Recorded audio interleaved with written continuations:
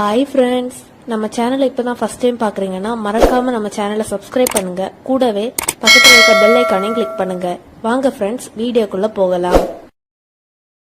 இப்போ எப்படி பண்ண பார்க்கலாம். இப்போ அடுப்பு ஆன் பண்ணியாச்சு. நம்ம அதில் இப்போ ஒரு 2 ஸ்பூன் நெய் சேர்த்துடலாம்.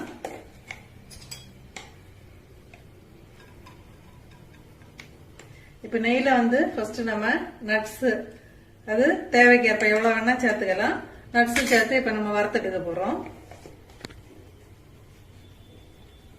இப்போ ரவா கேசரி வந்து டக்குன்னு நம்ம வீட்டில் இருக்க சாதனத்துல சேர்த்துடலாம். எந்த ஒரு ஃபங்க்ஷன்னாலும் நம்ம கொஞ்சமா வீட்டில் ரெடி பண்ணிடலாம். இப்போ நெய் சூடாயிட்டு நட்ஸ் இப்போ அதில் வறுத்து எடுத்துடலாம்.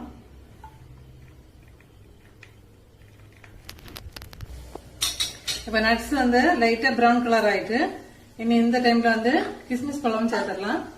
உங்க தேவைக்கேற்ப கொஞ்சம் கூடுதலா வேணா கூடுதலா சேர்த்துக்கலாம், கம்மியா போதும்னா கம்மியா சேர்த்துக்கலாம். இப்ப இது ரோஸ்ட் ஆனோம்னா நம்ம தனியா ஒரு பிளேட்ல எடுத்து வச்சிடலாம். இந்த டைம்ல எடுத்துடலாம். நம்ம இப்ப நட்ஸ் எல்லாம் எடுத்துட்டோம். இப்ப அதே நெய்ல வந்து ரவையை சேர்த்து வறுத்து எடுத்துடலாம். ரவை வந்து ஒரு சின்ன கப்பு, ஒரு கப்பு ரவை எடுத்துருக்கிறேன். மீடியம் டு ஸ்லோ ஃபிளேம்ல வச்சு கொஞ்சம் நல்லா ஒரு 5ல இருந்து 7 நிமிஷம் வறுத்து எடுத்துக்கலாம்.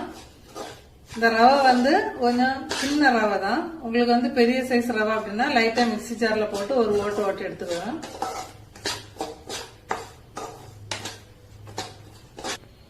நம்ம இப்போ நல்லா ரவையை வந்து வறுத்து எடுத்துட்டோம். இனி இப்ப இதை வந்து ஒரு பாத்திரத்துக்கு டிரான்ஸ்பர் பண்ணிடலாம்.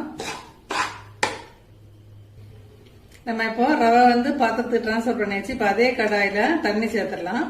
இப்போ 1 கப்பு ரவைக்கு 3 கப்பு தண்ணி வச்சு சேர்க்க போறோம். நம்ம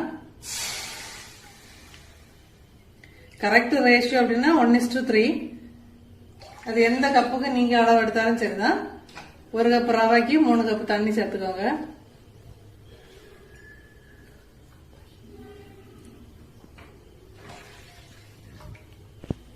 இப்ப தண்ணி நல்லா கொதிக்கட்டும், 1 நிமிஷம் வெயிட் பண்ணுவோம்.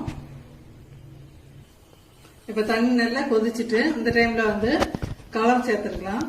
கலர் வந்து ஆப்ஷனல் தான், உங்களுக்கு தேவைப்பட்டா சேர்த்துக்கோங்க. இல்ல வீட்டுல பண்றதுன்னா கலர் வேண்டாம்னா ஸ்கிப் பண்ணிக்கலாம். நான் இப்ப எல்லோ கலர் சேர்த்துருக்கிறேன். உங்களுக்கு எது வேணா சேர்த்துக்கலாம், எல்லோ அல்லது ஆரஞ்சு, இல்ல சேர்க்கலனாலும் பரவாயில்ல. இப்ப நம்ம ரவை தட்டி கிண்ட போறோம். அடுப்பப்ப சிம்ல வச்சுக்கோங்க. வச்சுட்டு ரவா கொஞ்சம் கொஞ்சமா சேர்த்துட்டு நல்லா மிக்ஸ் பண்ணி கொடுத்துக்கலாம், கை விடாம.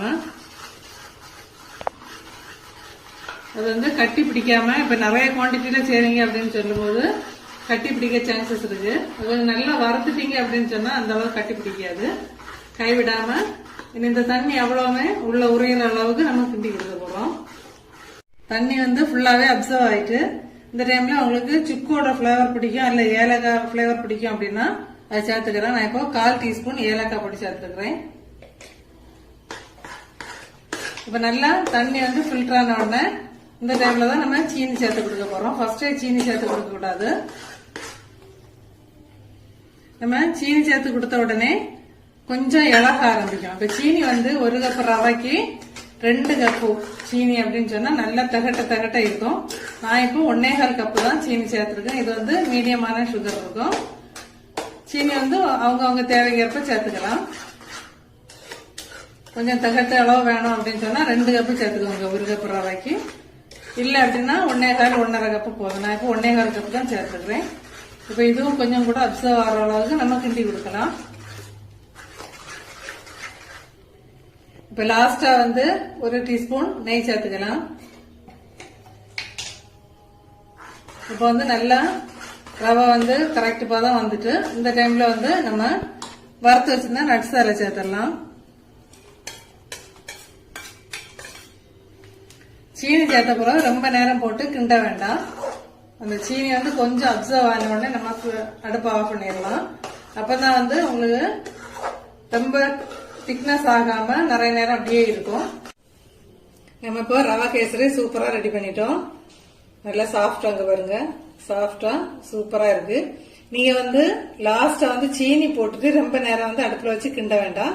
அந்த மெல்ட் ஆகி அப்சர்வ் ஆன உடனே வந்து அடுப்பு ஆஃப் பண்ணிருங்க. அப்ப வந்து கேசரி வந்து ரொம்ப நேரத்துக்கு வந்து ரொம்ப ஹார்ட் ஆகாம சாஃப்டாவே இருக்கும். ஓகே ஃப்ரெண்ட்ஸ், ட்ரை பண்ணி பார்த்துட்டு கமெண்ட் பண்ணுங்க கண்டிப்பா. Yeah.